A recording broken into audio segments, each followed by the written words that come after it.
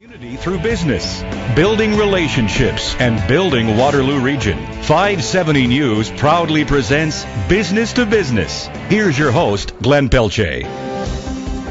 Welcome to another edition of Business to Business on 570 News, powered by Allstream. And we're going to kick things off with our first guest, and Greg DeRocher. Good afternoon to you. Good afternoon. How are you, Glenn? I'm well, and I'm looking forward to another great show. Greg DeRocher of the Cambridge Chamber of Commerce, here to kick things off with our first guest. Greg?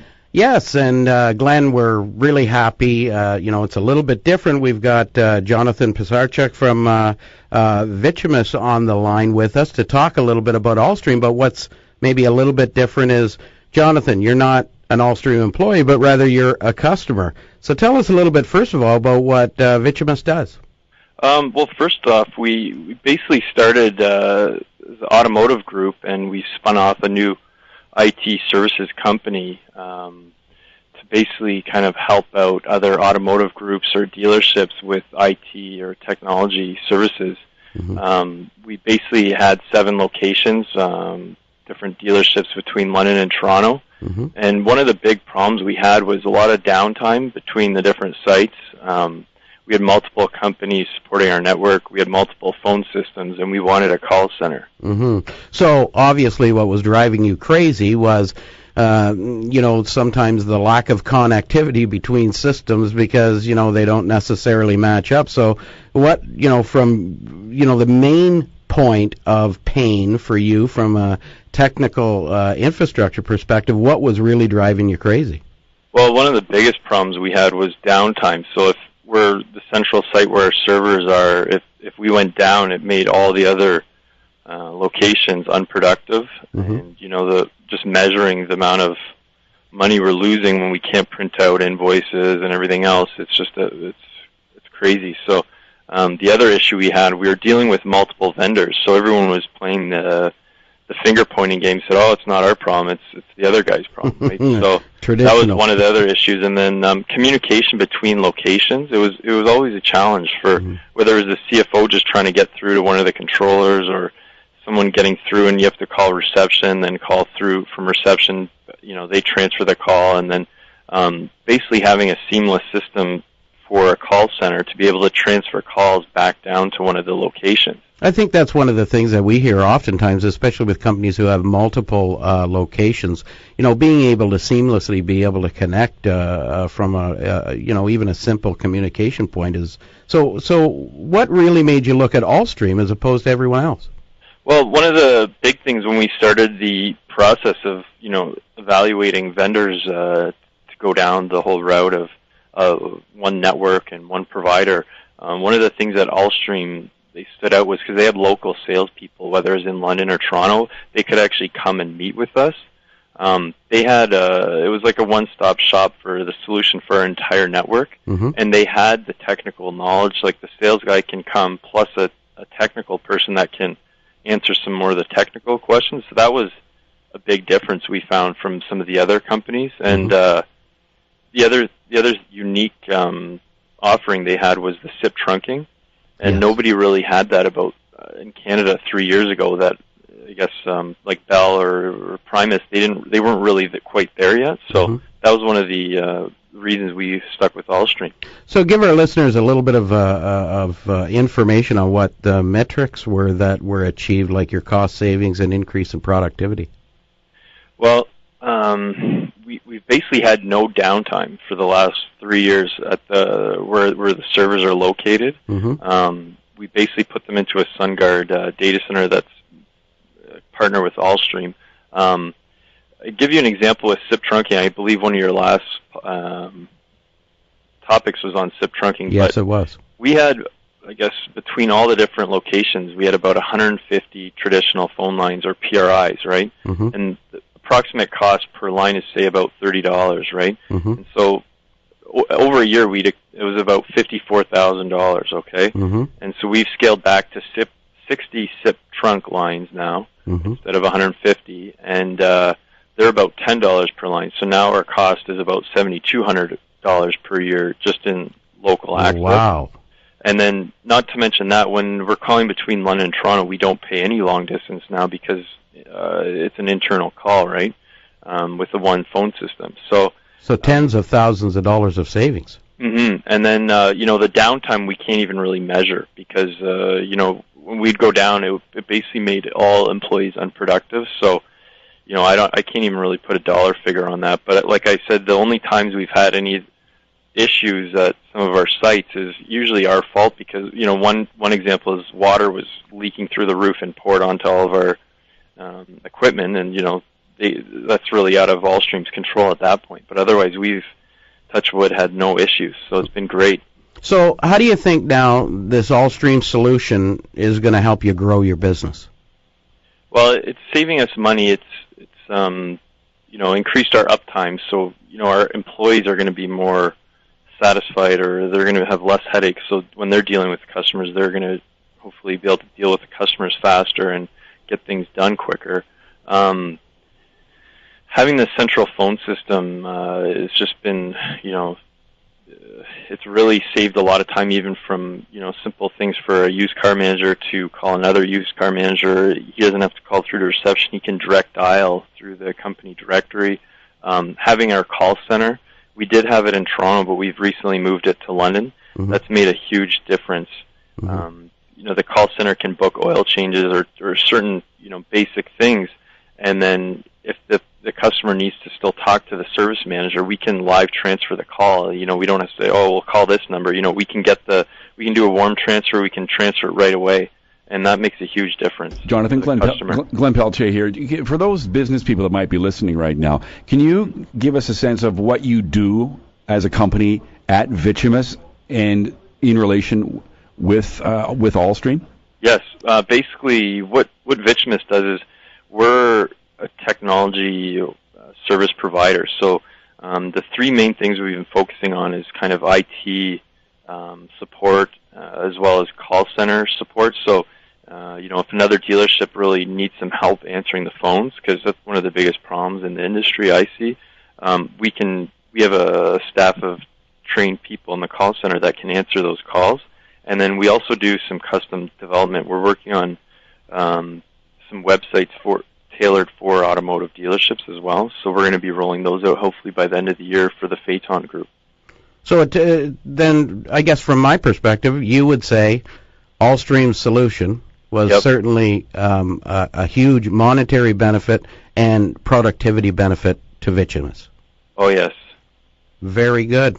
Thank you very much, Jonathan. That was terrific. And, I think from our perspective, and I know from Allstream's perspective, they certainly appreciate a customer of theirs coming on and talking about the benefits of their program. So thanks very much for joining us today. You know what, Jonathan? And I echo that. It's always a delight to talk to people whose business is thriving courtesy of Allstream.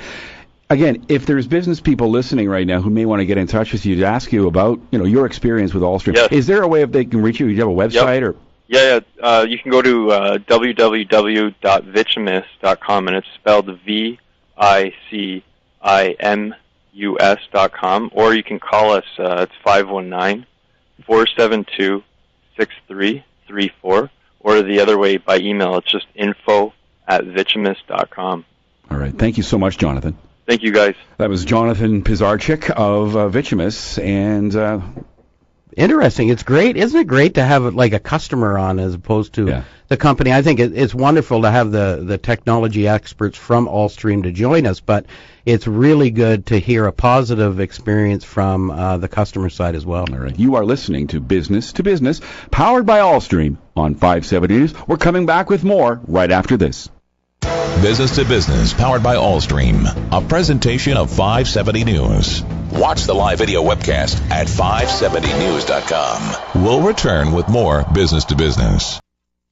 Just what you know, it's who you know. Connecting community through business. This is Business to Business on 570 News, powered by Allstream. All local, all relevant, allstream.com. Here's your host, Glenn Pelletier. And a happy November. There's an oxymoron. Happy November. Business to Business on 570 News. Our thanks again to Liz Russell and Catherine Drake who keep us on the air and looking good. And our thanks to Glenn Pelletier. Wait a minute. They can't work miracles. Put it this way. They webcast us. And we've always said. Yeah. What were you going to say? I cut you off. I was just going to say, and from Ian and I, thank you, Glenn, for coming in here to be our referee every week. It's fun. Sometimes I feel like Ron McLean with you guys when you guys get going. Well, he's wearing the striped shirt today, so I think he actually is a referee. But I think we all have face for radio. We keep saying that, but it's absolutely true. So we got to say something intelligent because we don't look it. Let's speak for Ian. Huge event going on Tuesday night. I know that you guys are both political junkies, both former city councilors in your respective cities.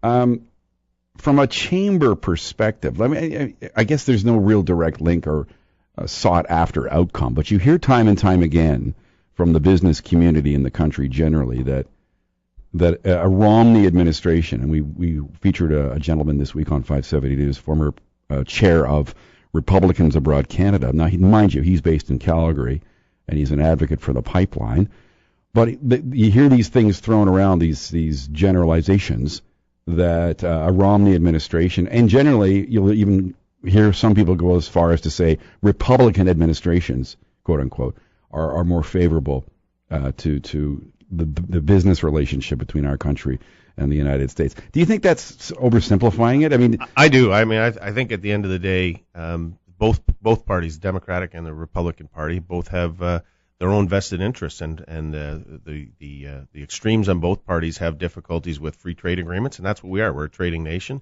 You've got Tea Party activists and those on the Republican right and left-wing on the Democratic side. So I think what's important coming out of the election, frankly, is that there be a clear decision and that the U.S. starts to deal with some of the big issues that they have to deal with. And I'm not convinced that's going to happen regardless of who wins, because they do have to deal with their deficit and their debt issues, because that does affect the global economy. And it affects us here in terms of their economic growth means economic growth for us. I'm not hearing protectionism being bandied about like we did here in the 08 campaign. Obama started near the end of the 08 campaign, started talking about protecting American interests, and that appealed, I think, to the more conservative base of the Democratic Party. I haven't heard a peep about that issue, at least from Mr. Obama. And Mr. Romney has actually gone a little bit further and has suggested that his administration would rubber stamp the Keystone Pipeline on day one. Well, I think that really isn't about protectionism. That's about creating an energy source that is more domestic, and in spite of the fact that it's a Canadian pipeline, from the U.S. perspective, that's a North American pipeline, and that creates some self-dependency on energy, which I think is important. And I think, Obama jumped the gun a little bit on that. I think he probably shouldn't have. But what's really important, I think, from a business perspective is to understand that, in reality, when you look at the Democratic Party in the U.S. and the Republican Party in the U.S., they both would be considered in Canadian politics as right-wing parties. They would not necessarily be considered left-wing leaning. Even the Democrats wouldn't be. And I think, I guess from now backing up to the chamber perspective, which you really started off with, Glenn, down in the U.S., our counterparts down in the U.S., the chambers of commerce get really involved with the elections. Like, they're incredibly involved. I don't know. Well, some of them have even embraced candidates and have been out there, pumping their candidate of choice. So they get incredibly involved with it, and I haven't sat down one-on-one and discussed it with them as to what their political flavor is, but they certainly seem to lean on the Republican side, only because the talk is there. The talk is there from the Republican side to say, well, we're all about business, and I'm not so sure that anybody is not against business. We're hearing a lot lately about Obama supporters who were enthralled in 08 by the prospect of this new vision for the country, who still like him as an individual, who are saying, you know what, we need to put Americans to work.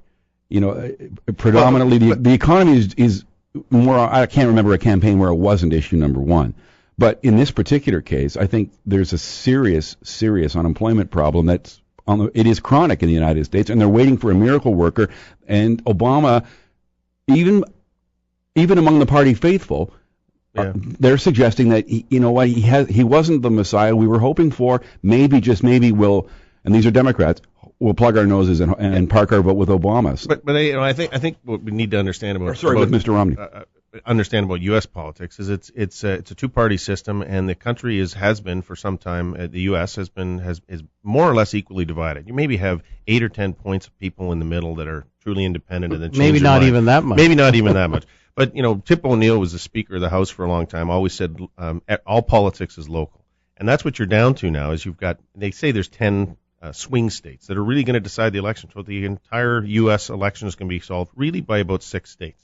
And so that's why the election doesn't have, in my view, and I agree with you, an overarching theme, because they're cherry picking. In Ohio, it's a different conversation than it is in Iowa, that is in Colorado or Florida, because you're dealing with different issues. And that, unfortunately for us, and I think to bring it back for local business people, this is an important decision, because regardless of what administration, I come back to the big important things are the trade deals they're trying to negotiate, that we're trying to negotiate with Europe, but having access to some of the trade deals. We're working hand in hand with the U.S. to develop that European trade. Absolutely, and the trade or the deficit and debt are really important for everything from interest rates to economic growth right across the globe. And how those deficits and debts in the U.S. affect global economies, the European. Let me ask you this, as former politicians who have. You mastered the skill of give and take and the art of the deal and negotiating. How important is it to have a good relationship between two leaders, as opposed to having one leader whose political ideology is similar to yours? Boy, that's really important. In other words, for example, Kennedy and Diefenbaker couldn't stand each other, so even if they wanted to get something done, they would do it begrudgingly. On the other hand, maybe I guess Mulroney and Reagan, even though they're politically sort of from the same base, they got along. But even if they weren't politically from the same base, if they got along, how important is that? Well, I think Kretchen and Bush seem to get along quite well. Met on a number of occasions and talked, in civil terms. But I think in practical terms, it's incredibly important that we shouldn't confuse a good relationship with a business relationship that can be exclusive. Have to have. They absolutely have to be. It's one thing to say, I really like that individual, whatever he or she says, I'll go along with. That's a little bit too cooperative that I don't think any even Canadian business would appreciate that. But I think it's critically important that there be a relationship where good things can come out of that. Well, I think the other thing too is, in context, the personal relationship between a president and a prime minister is really important. So think about the major things that Mulroney and Reagan did, and acid rain agreement, free trade agreement. Those things were really important. Singing in harmony. Singing, Irish Eyes in harmony was great. But what has become even more difficult is the Congress are where many of the decisions are made. A president can't make many domestic changes in policy without the Congress. Different political system and which causes some, theirs is a lot more cumbersome from that perspective. So if the president gets elected, a Republican president, but the House is basically dominated by Democrats, it's going to be very difficult. Let me ask you this, gentlemen. Given our proximity to the border, from your perspective as president of your respective chambers, how much business do you do? How much solicitation, how much liaisoning, negotiation, communication do you conduct with our American neighbors?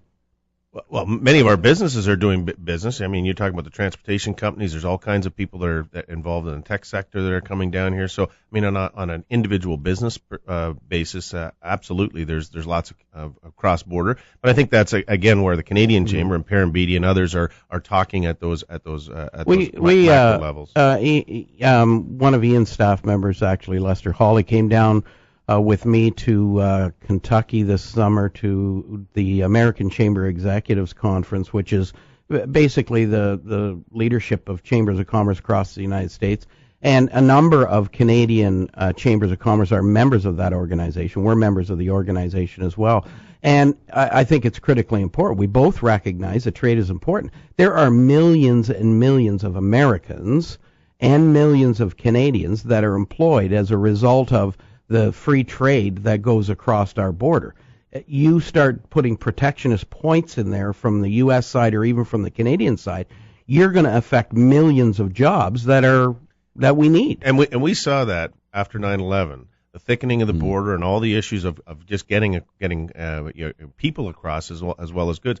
Those things affect trade and are directly affecting our businesses being able to conduct business. Before we go, you were saying off the air, you're taking wagers. You've got a little pool going. I'm starting a pool. I'm taking Obama. I think he's going to Obama. Win by. That's perfect. Right on the fence. Obama. If you want to win by 2 points, you know what? In the popular vote, and he's going to win 300 electoral votes. You wanted to make the point earlier that who was it? Maybe it was Greg saying they're not that far apart politically or ideologically speaking. That's the perfect way to describe it. Obama. So what did you say again? You predicting Obama by how many? 2 points and 300 electoral votes. Oh, Greg, 300. Greg? Oh, I'm suggesting, the Electoral College is very difficult to determine. I'm suggesting, though, that Romney, I think, will take the popular vote. Now, how that's affected in the Electoral College, I don't know, because as we know, Al Gore took the popular vote, and yet George Bush won. Yeah. So, that's... I'm hanging my hat. I think Romney could pull it out. I'm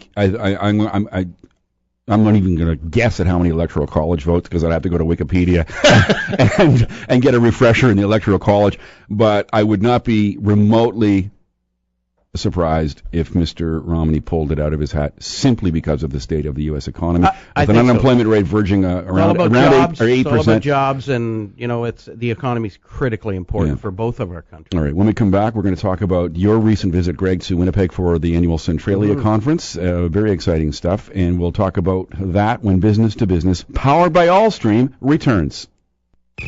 We'll be right back with more Business to Business, powered by Allstream. Call in with your questions at star 570 570 2545 or 1-800-570-5715. It's who you know, connecting community through business. This is Business to Business on 570 News, powered by Allstream. All local, all relevant, allstream.com. Here's your host, Glenn Pelletier.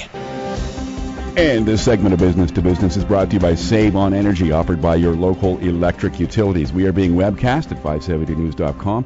Our video, our Kate.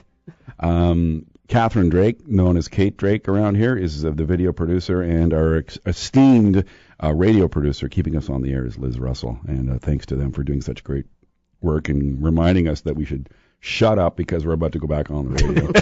And I was getting a crash course. You are so multi-talented, Ian. I didn't know you knew so much about the Electoral College. I feel like a student. U.S. politics at University of Toronto. I encourage everyone to take it. All right.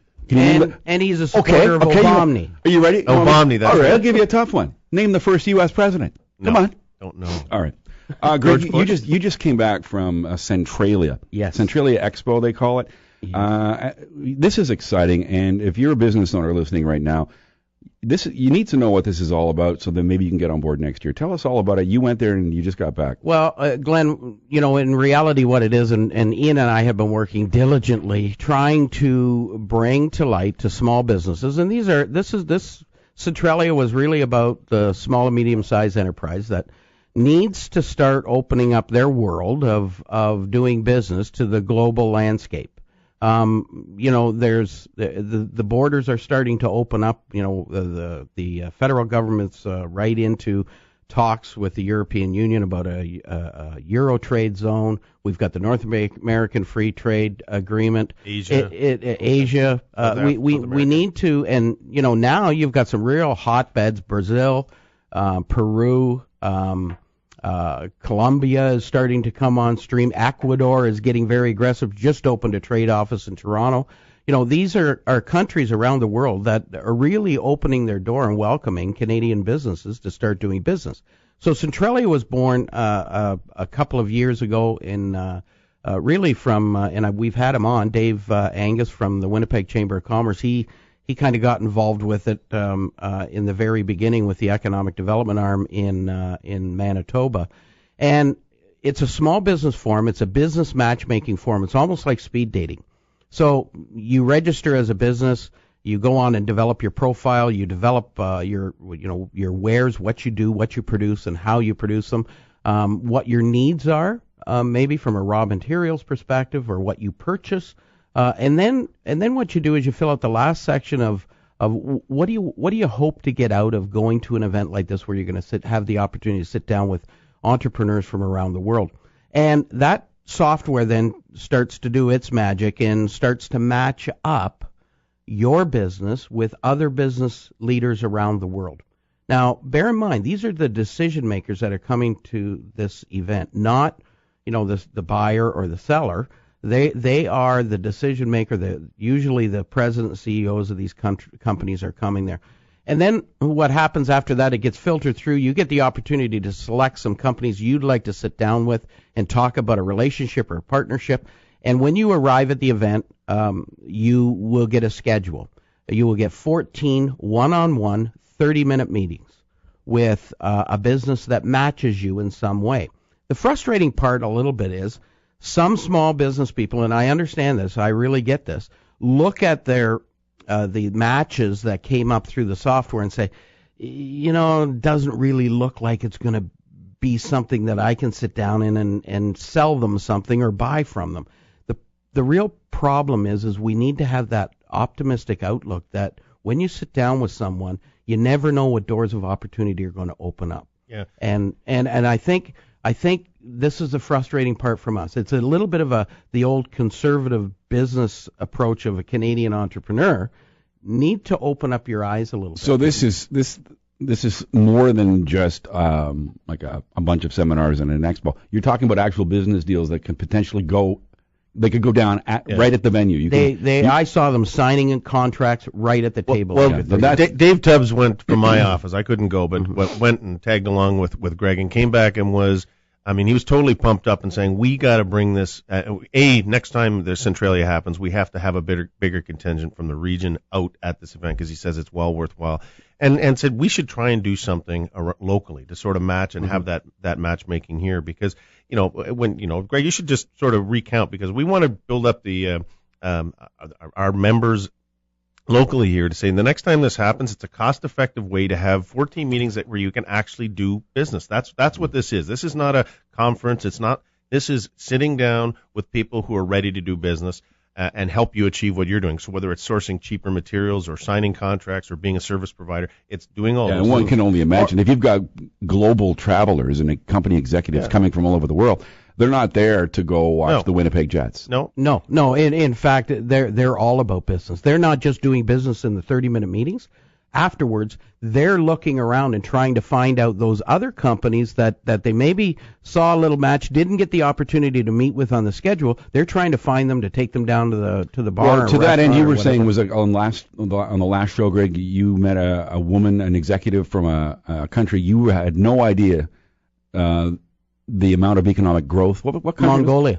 Mongolia. It was almost ridiculous. I don't know why this individual wanted to sit down with me, but she sat down with me and said, we went through the cordial thing of introducing each other and talking about our geographic areas. But what was really interesting was she saying, well, Mongolia is bursting at the seams. We're building like crazy. My father owns a company, a development company, can't get the leadership role. So the big contractors that can come in and actually run a job and build a huge hotel or a huge apartment building, she said, if you've got some big contractors in your area, please give them my name, my email address, my contact information, because if they came right now, we'd put them to work tomorrow. Yeah. Wow. Now, I think that you were telling a story earlier this week, and I think I want to bring this back to what's practical. So Centralia, we're going to do over the next year until this happens again, keep reminding our members about this. But you gave an example at a meeting we were at earlier this week about that practical example of somebody who was at these meetings and out of, again, that example of, it wasn't a direct, you would never have thought you were going to do business together. I think you should tell this story. There were a couple of them, but the one... the bakery. Yeah, well, the one that happened was this person asked for me and wanted to meet with me, and I had no idea what they wanted. So we sat down, and this was an individual who owned a bed and breakfast in Tucson, Arizona. So, I inside, of course, I kind of laughed, and I thought, well, we're a chamber of commerce. I said, if I don't know too many business people from our region that travel to Tucson on a regular basis, but I'd certainly tell them to stay at your bed and breakfast. And he laughed and he said, no, Greg, I don't need that. He says, we have 98% occupancy. We're across the road from the University of Arizona. We have visiting professors from around the world, families coming in to see their kids there at school. So I don't need anyone staying in our bed and breakfast. But what my wife has done, oddly enough, is we have a lot of professors coming from the UK and from Europe. And she has created a mix for scones, buttermilk scones, that they tell her are the very best buttermilk scones in the world. And I kind of laughed and said, well, what can I do with that? Well, he says, I don't know either. I don't know whether we can export this around the world or do whatever with it, but I'm going to give you a sample of this, and if you can give it to someone that can maybe check it out, they're welcome to approach me and talk about having the Canadian rights to distribute this scones mix in Canada. And I thought, here is the true entrepreneurial spirit. Yeah. An American business person who runs a bed and breakfast who looks at their product and says, this might be an opportunity to go global, and spent the money to go to Winnipeg to try and find that connection. Since that point, I've taken that mix down to a small little place in Cambridge that has just started up. They're going gangbusters. They're in that business. I talked to her the other day, and she has made the scones. They're delicious scones. As he attested to, and she's going to be in touch with him and talk about getting the Canadian rights. Who knows whether that was $1 million connection or not? Yeah. You just don't know. And I guess that's the magic of Centralia, because it's the 14 meetings you get, but all the other connections you can make there. And I said we're going to keep talking about this, because what we need to do as a chamber is always be connecting our members. That's what we do is business to business networking connections. And we've got something coming up that we need to connect our members. Yeah, with. Before we hang on for just a second, because that's so exciting in Centralia. If we have a business owner listening right now and they want to get on board next year, how would they go about it? Just contact you guys at your chambers? Yep. Okay. Yep. The websites are greaterkwchamber.com. That's greaterkwchamber.com. That's the website for the Greater Kitchener-Waterloo Chamber of Commerce. And cambridgechamber.com. cambridgechamber.com, the website for the Cambridge Chamber of Commerce. Okay, we're going to come back with our next segment. What are we talking about next time? Business Expo 2012, which is a great follow-on to the Centralia concept, which is all our local businesses coming together, showing their wares, and it's this coming week, and next week, and we're really looking forward to it. All right. We're going to come back and talk more about Business Expo 2012 as Business to Business continues. This segment of Business to Business brought to you by Save on Energy, offered by your local electric utilities. Business to Business, powered by Allstream, a presentation of 570 News. Watch the live video webcast at 570news.com. We'll return with more Business to Business. Through business. This is Business to Business on 570 News, powered by Allstream. All local, all relevant, allstream.com. Here's your host, Glenn Pelletier. Well, how appropriate is this, connecting the community through business? Greg was talking about meeting somebody from Tucson, Arizona, who owns a B&B, whose wife makes the best scones in the world, wants to know how they could possibly be marketed in this country, in our region. And my mouth was watering, and so was Mary's. And Mary joins us now. Mary, you're on with Greg and Ian, and welcome to Business to Business. Hello. Hi, Mary. How are you?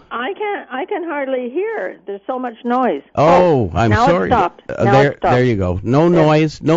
We're just talking scones here. That's the important part. And I just caught sort of the end of it, and I thought, that sounds wonderful. My husband's English, and I could wow him with these things. Absolutely, you can. Well, you can actually. There's and I'm not so certain where the relationship is going with the maker of the scone mix and Tiny Cakes down in Galt, Cambridge. Oh, Galt. But Tiny Cakes is now testing it and trying it and looking at ways in which they can incorporate it into their product. But you can actually go online, and it's called bestsconesmix.com. And it's from the Adobe Rose Inn in Tucson, Arizona. And they tell me they're the best in the world. And in actual fact, once you go online, a picture's going to come up All right. And if your mouth doesn't start watering when you see that picture, So that Looks awfully good. Have you tasted them yourself? I have, yes. Uh-huh.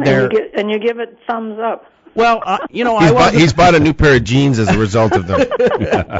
I wasn't maybe a big scones person. I always found those them are too overalls. crumbly. Remember Haystack Calhoun? But these anyway. ones stick together, Mary, so you can put butter on them, and you don't have to worry about the crumbs falling all over the place. So we'll give that website again, Mary. Best scones mix. Right. Best scones mix. No, scone. Oh, sorry. Best scone.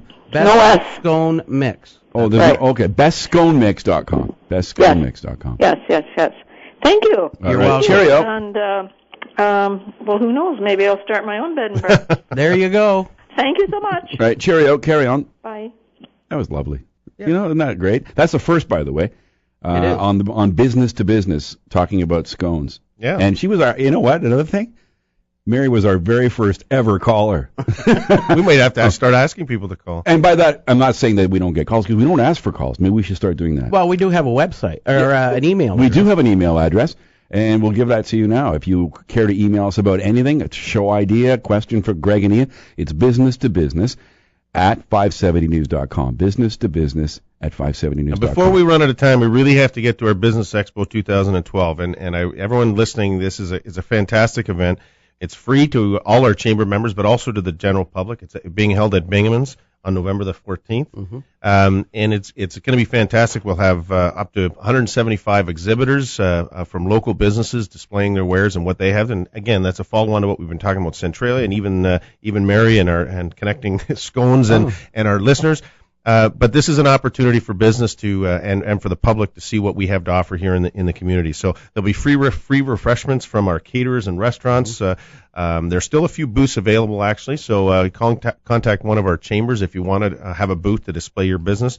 But we also this year expand more on this. This is an annual event. This is an annual event. Annual event that the Cambridge Chamber, the KW Chamber, and the Guelph Chamber put on together.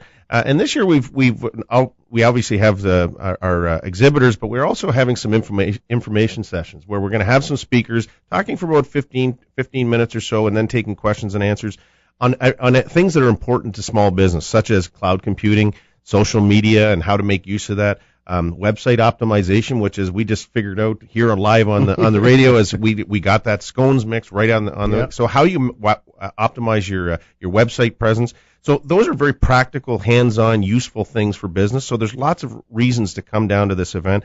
And again, it's free. It's from 4 till 7 o'clock on the 14th.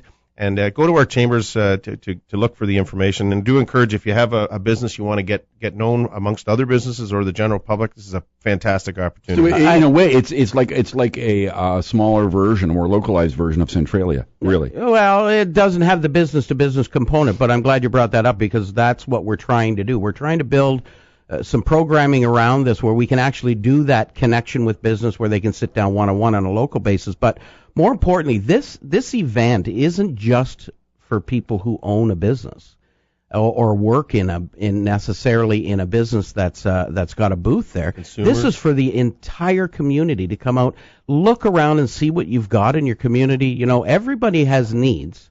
And there's going to be businesses there that are going to be showcasing what they do. And not only that, there's going to be some great food there. We know that. Always and is. Everybody loves to have, that's what chamber events are known for, great food. That's why I'm the size I am. But I think it's critically important that we get that message out, that the general public are welcome. This is not about, if I'm not a chamber member, I can't come. I think we really would appreciate the general public coming in. They're going to get some free information on social media, which is really important to everyone. And not only that, about cloud computing. You know, what is cloud computing? And we've got a Microsoft expert coming to talk about that. But these are sessions that are going to be going on during the trade show. And we want individuals to come from the community, from all walks of life, from all sectors of business, to come in and see what's available in our community. And not only that, to network with each other, because you know what? People do business with people they know and trust. Absolutely. And we need these networking components that the chambers do so well at building in to the programming are critically important for everyone. Guys, can you, if you are a business that wants to display an exhibit, can you still do that? Any one of the three chambers, you can give them a call, the Cambridge Chamber, the Greater KW Chamber, and the Guelph Chamber of Commerce. We still have a few booths left, and they're not that expensive. And you can register online for that, right? You can register online, and our staff will take care of all the details with you. But it is a great opportunity. We expect hundreds and hundreds of people through, and with this new education component, because that's what people want. They want a network, but they also want to get some useful information and find out what's in the community. It's 4 to 7. 4 to 7 on the 14th. At Bingham's. At Bingham's. So it's not, it's not like you're going to be there all day. It's not like the big home show where you got to set up for an entire weekend. This is a 4 to 7, quick 3-hour. We want people out. We want the general public to come out. We want business people to come out, business leaders to come out. We want businesses to be able to have an opportunity to display what they've got. All right, and if they can link to your webpage and to register. Absolutely. That's Greater KW Chamber.com, GreaterKWChamber.com, and CambridgeChamber.com. The annual Business Expo, Technology Solutions in Your Business, as both the Greater Kitchener-Waterloo and the Cambridge Chambers teaming up with the Guelph. I was going to say teaming up with Guelph. And GuelphChamber.com as well. GuelphChamber.com if you want to go that route as well. The trade show offers exhibitors the chance to display their products and services and to network. And again, exhibitor displays are still available. You can go to the websites to register for that. And it's before 4 to 7 on the 14th. Just before we wrap up, I think there's a number of things happening in both our chambers. On November 15th, we have Chief Economist of TD Bank coming to do a point of view luncheon, and he'll be talking about skills literacy or skills development and literacy, and that's sponsored by TD and the Immigration Partnership of Waterloo Region. We've got our peer-to-peer sessions, which are continuing on a weekly basis. A great series of people to think about is Survive and Thrive with Greg Viner, and it's really focused on leadership development and building your team. And there's 4 sessions over the course of November on the 6th, 13th, 20th, and 21st. Still, so a few spaces available. And our network breakfast series with Elizabeth Whitmer, saying Life After Politics, and that's coming up later in the month. November 21st, Elizabeth Whitmer will be addressing the chamber. November 21st. Greg? We have on November the 6th, we have a social media expert coming in from Seattle, Washington, Frank Kenny, and he's going to run a 2-hour session at the Best Western in Cambridge from 9 to 11 a.m. about social media project management for corporations, business associations, and entrepreneurs. It's about making sure that you're connecting through your Chamber of Commerce and through your business. We also have Business After Hours on November the 12th. And we have Experience China information meeting on November the 13th. All right. Thank you very much for listening. You've been listening to Business, powered by Allstream, with your hosts, Ian McLean, President of the Greater KW Chamber of Commerce, and Greg DeRocher, President of the Cambridge Chamber of Commerce. Thanks to Liz and Kate for producing. You've been listening to Business on 570 News.